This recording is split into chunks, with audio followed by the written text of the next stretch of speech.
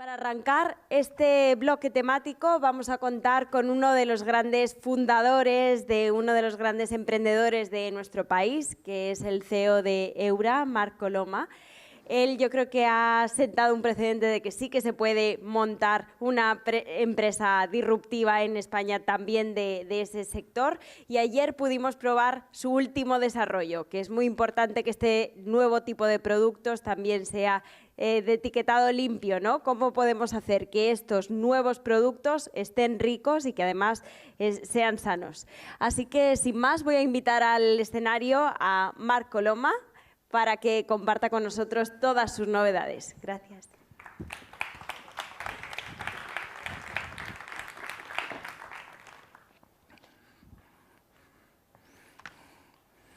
Un placer estar aquí.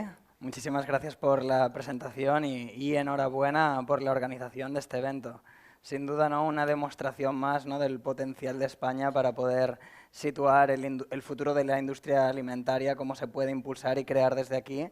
Así que enhorabuena porque 5 años y os vais superando año a año. Un aplauso para vosotros. I will switch to English in order to reach to more people and getting to this vision now about how in Spain we can be an engine for innovation for Europe and start exporting technology and the future of food from here.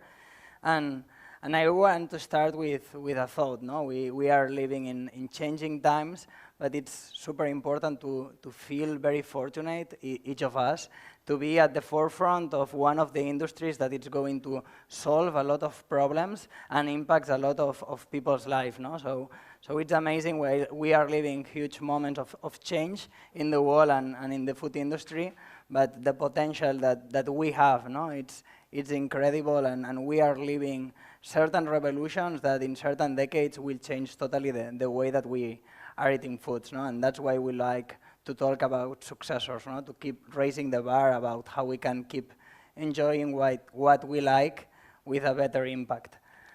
And going to these changing times, I think that we are in a very emergent moment in the alternative proteins.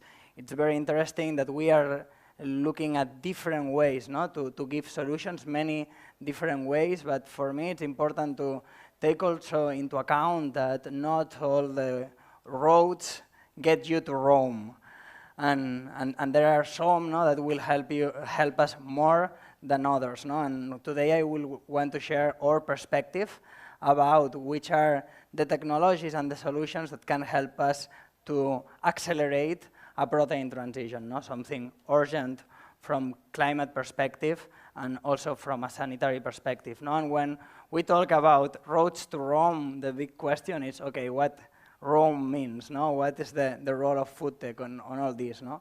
I think that one of the wonderful things about the role of food tech, it's start to taking the pressure out from the consumers to change their habits and put that pressure in the food industry in order to create better solutions to align the habits with the foods that they like with a positive impact, no? And that's our view in HEURA, how we take the food that we currently love as society and improve the impact to keep maintaining it in our diets, no?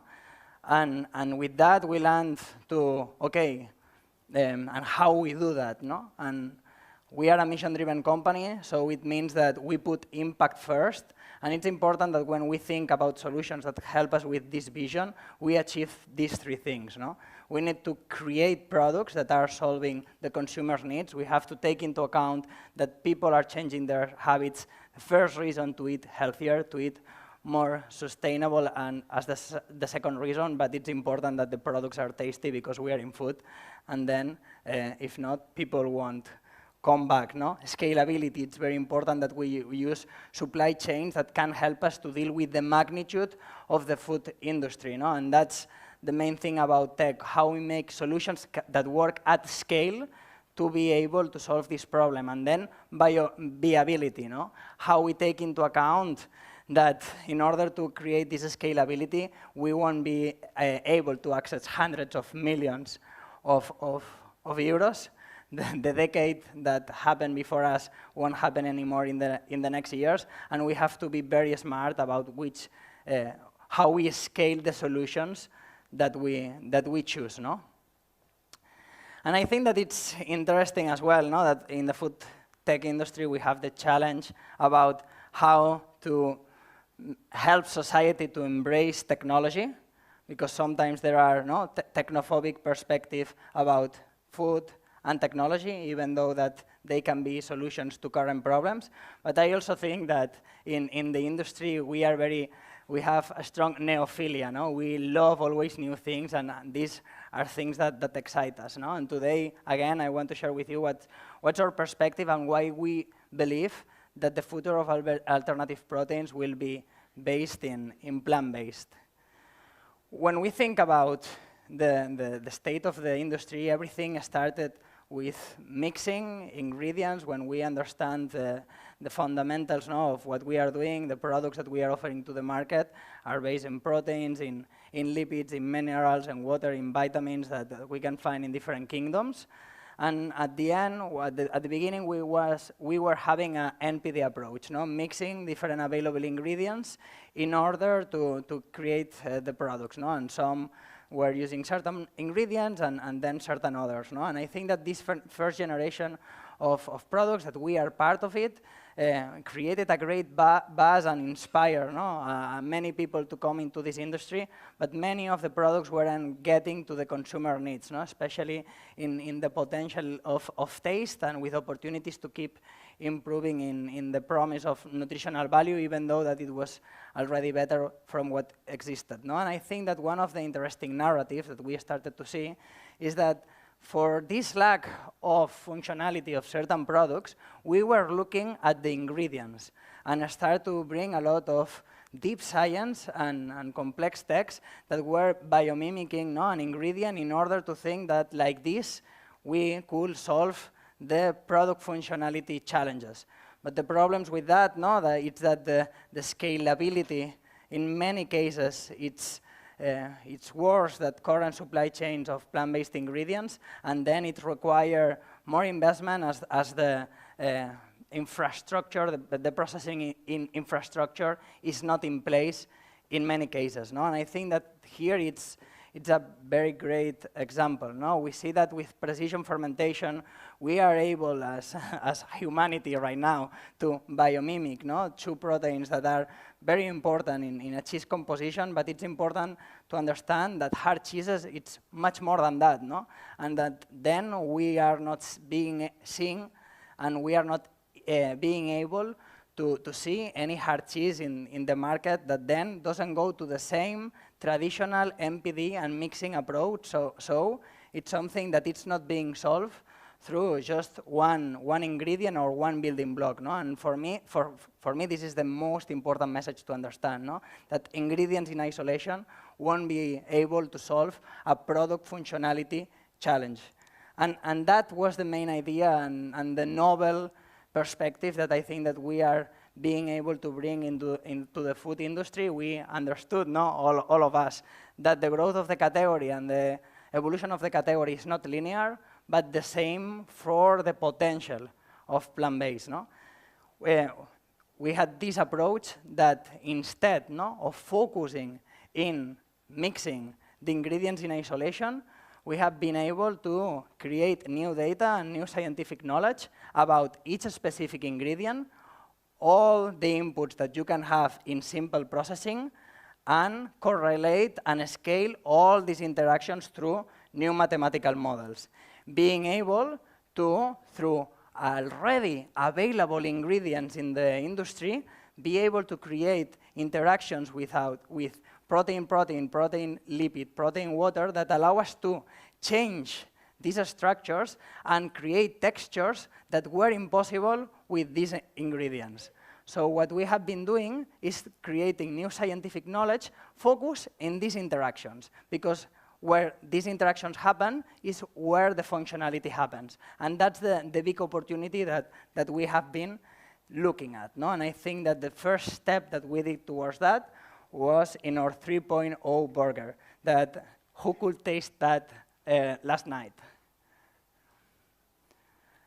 And I received a lot of good feedback about it, and the ones that couldn't do that, I totally recommend you that you go to a supermarket and enjoy something that wasn't achieved until now. No?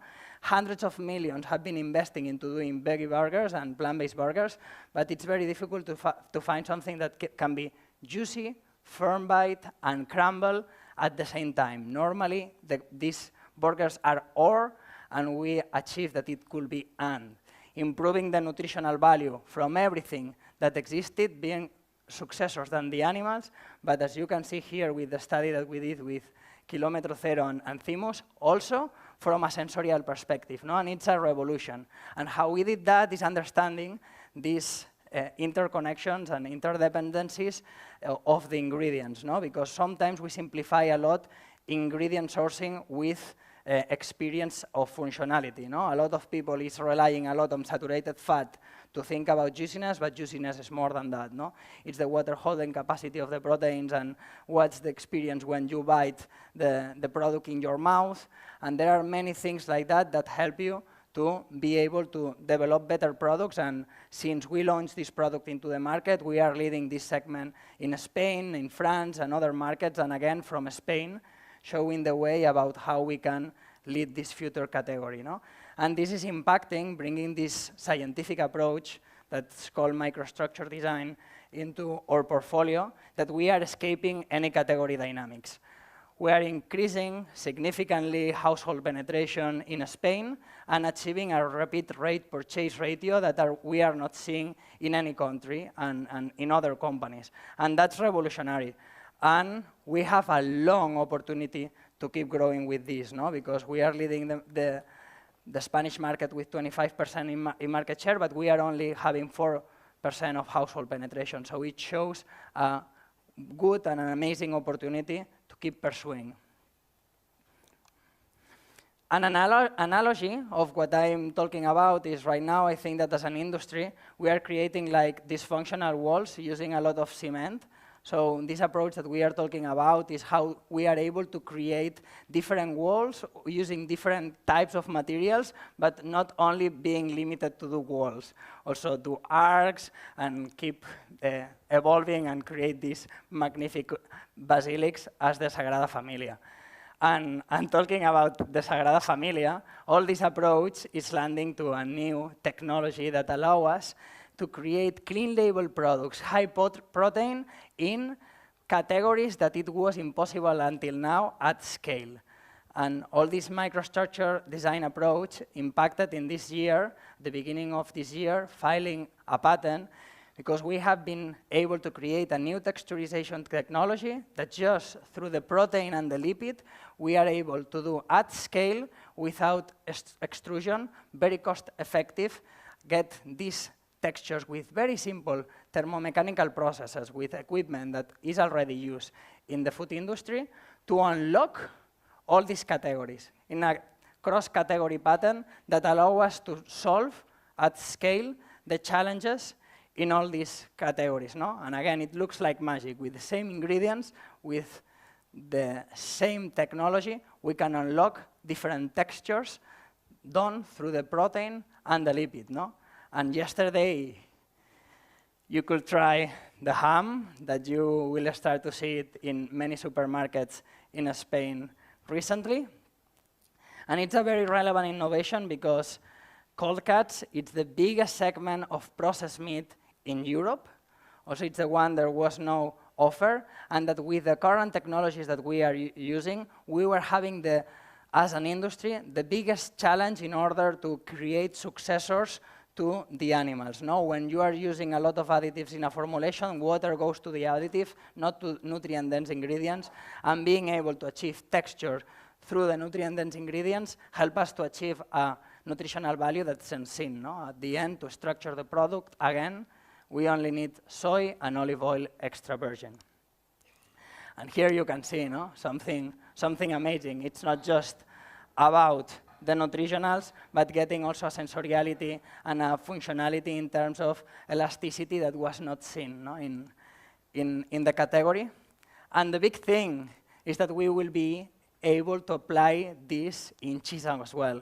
When we look at this category right now, we see that protein contents go close to zero, because we are doing, we are using as an industry modified starches or saturated fats in order to structure the texture.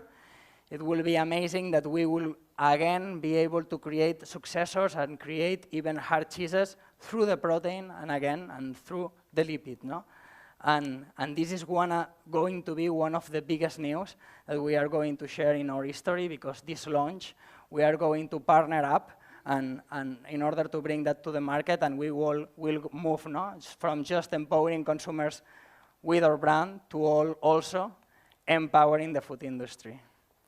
And to finish, also when we think about the future of plant-based and the future of raw materials, because we were talking about that, we have a total conviction that for sure we will be using bioreactors, but not to grow the ingredients, but to functionalize already the intrinsic value that is in different plant-based botanical origins into the wild that we are not using, and upcycling as well raw materials that we are having as weight in the industry. No? We have the challenge of moving towards a more plant-based world, but also to reduce the food waste. So we have an amazing opportunity to bring this waste into this supply chain in order to create the products for tomorrow. And that's the next 3 patents that we are drafting right now and that we will share with the world next year. Thank you very much.